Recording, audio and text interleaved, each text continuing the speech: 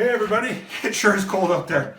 Well, it's been 3 weeks since we started that sauerkraut, so let's unpack it, get it in jars, see how it looks and tastes. I think I started this in the wrong spot though. You guys haven't seen how we made the sauerkraut yet. Maybe we should start from there. So, hey everybody, how you doing? Have you ever wanted to take a nice big cabbage and turn it into sauerkraut? Well, that's what we're going to do today because I wanted sauerkraut for dinner, and I went downstairs to get a couple of jars of sauerkraut, or a jar of sauerkraut, and we didn't have any left.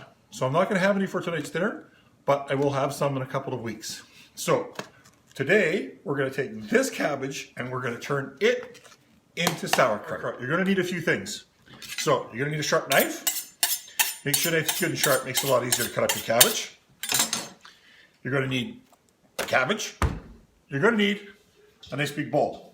So you can mix it up in there. You're going to need some salt. That is your 2 food ingredients. Cabbage, salt. And way over here, you're going to need a crock. If you don't have a crock, don't worry about it, because you can use a mason jar. A mason jar with a lid will work just fine. This is the star of the show, a cabbage. So with your cabbage down, first thing you do is peel off your outer layers, just so that your cabbage is clean, but don't throw those away. We're going to want them. So we'll take off a couple of them here.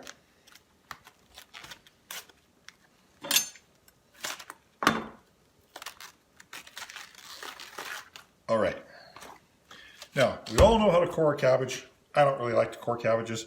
What I'll do is I'll just take myself a nice chunk off of the cabbage, set it aside, and start cutting your cabbage thinly, like you would for a coleslaw. And just keep cutting it up like that. And then, when you cut up a bunch of it, toss it into your bowl and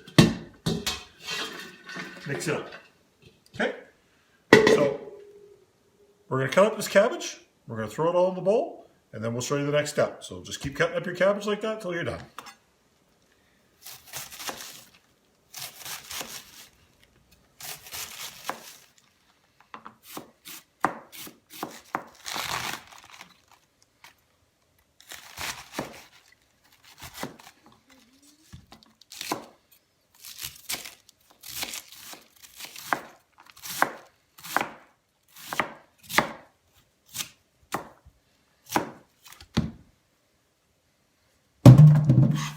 So we finished chopping up all of our cabbage, and we have 4,900 grams of cabbage. So the salt is 2%. 2% of 4,900 is 98 grams of salt.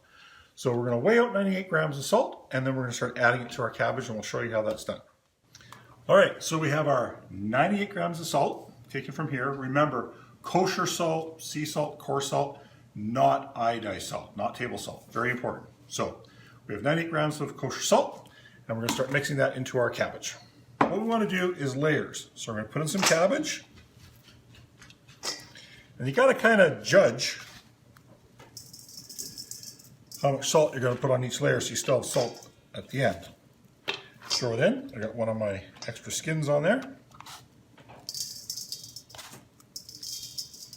And just keep putting your cabbage in layers. A little salt. Keep going. Now, you can use a metal bowl for this part for mixing, but you cannot make sauerkraut in a metal bowl.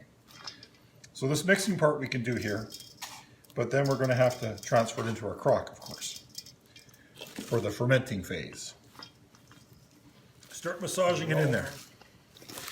Just breaking down the cabbage and letting it mix with the salt.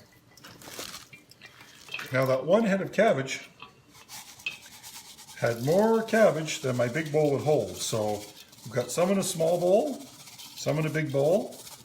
But as it starts to break down, we'll be able to mix the two of them back together again. And once you get all the salt in there, it'll start, you'll feel it in the cabbage. It starts to let out its moisture. It starts to get smaller in the bowl. You start to get less there. It's breaking down. Get it down a little bit into the edge here. Now, if you don't have one of these, that's okay. Use a rolling pin or whatever else, or just punch it like the Alaskan bush people do to kill a fish. and just start tapping that cabbage. We're just breaking it up and getting that salt mixed in. And you want to do this for about, 10 to 15 minutes depending on how much you're making. I should be about 10 to 15 minutes here today. You can see some liquid coming. You can see the amount in the bowl is going down. So let's add our other bowl in there. This is a tremendous amount of sauerkraut we're making today. But hey, who doesn't like sauerkraut?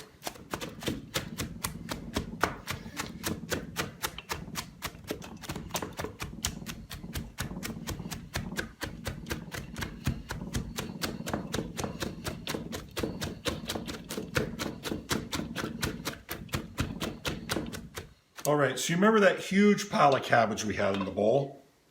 Look how far down it is. That's all the cabbage. It's been bashed down good. So we're going to set that off to the side and grab your trusty crock. All right, so to get the sauerkraut into the crock, what we're going to do is we're just going to start putting it in by hand. Get yourself in there so you've got, a couple of inches worth. And again, if you don't have a crock, you can use a mason jar. Once I have it in there, what I want to do is squish that down good and tight.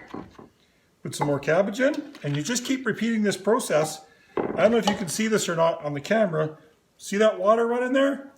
That's all out of the cabbage. That's no added water. So we're just going to keep tapping this down and filling it up.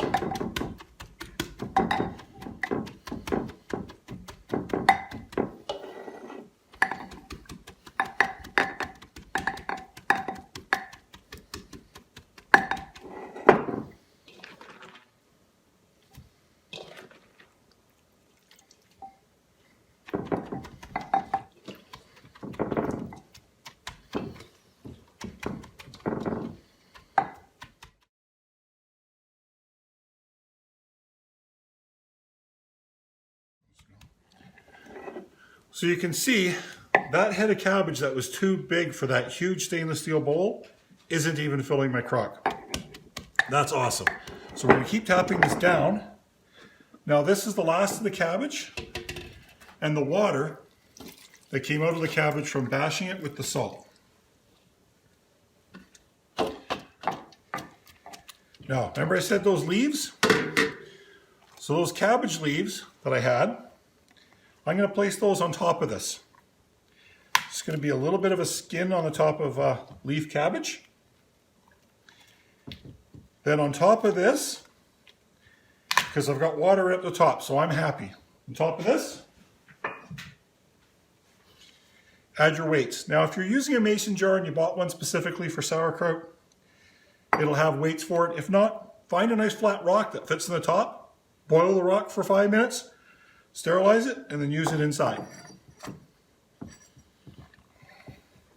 And I'm going to push these rocks down. I want to show you. I'm going to bring the camera over because I want to show you. See how much water is in there? The weights are completely covered.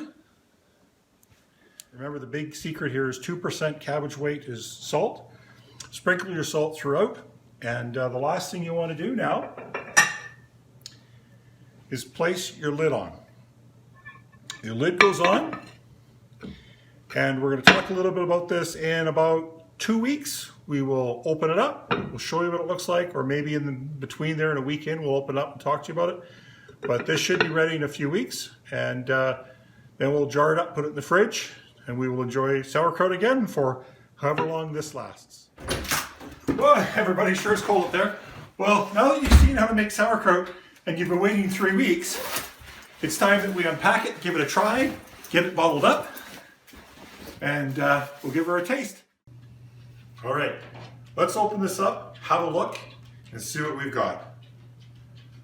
Oh, first off, that smells delicious. All right, so when you open it up, what you might find is a little bit of scum on top of your sauerkraut, and it's okay just to take and scoop that off and throw it away. You might have more than this. You might even have a little bit of other stuff on there that looks unimpressive. Don't worry about it. Just scrape it off. That's the fermentation process. No big deal. All right. Now we're going to lift these weights out Oh, the smell. I wish you guys could smell this.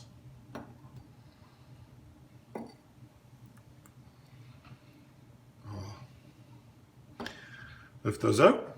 Now remember, we put that sauerkraut skin on the top, and we want to just take that off of there.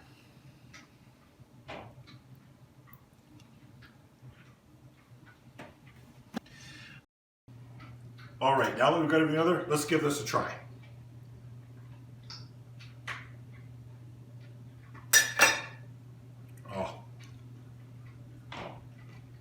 Oh, that is some really good sauerkraut. Baked in the oven with some nice pork product on there. My favorite is spare ribs. But some sausage, pork chops, anything up fried up golden and put on top of this after it's been baking in the oven for an hour. Love that. But even just like this as a side dish or on a hot dog. Oh yeah, this is beautiful sauerkraut, folks. Now, if you're asking, what do we do with it? Well, what me and Julie use is these. And it's just a matter of transferring the sauerkraut from the crock into the jar. And when you're done, make sure you have enough liquid on top, so it's completely covered. Then store it in your fridge, use as you need.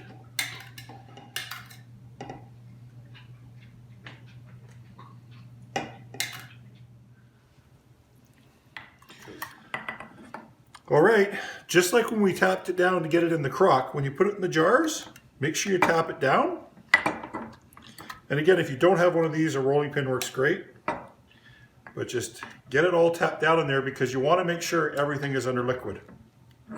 So as you push it down, you can see that liquid come up. That's what we want.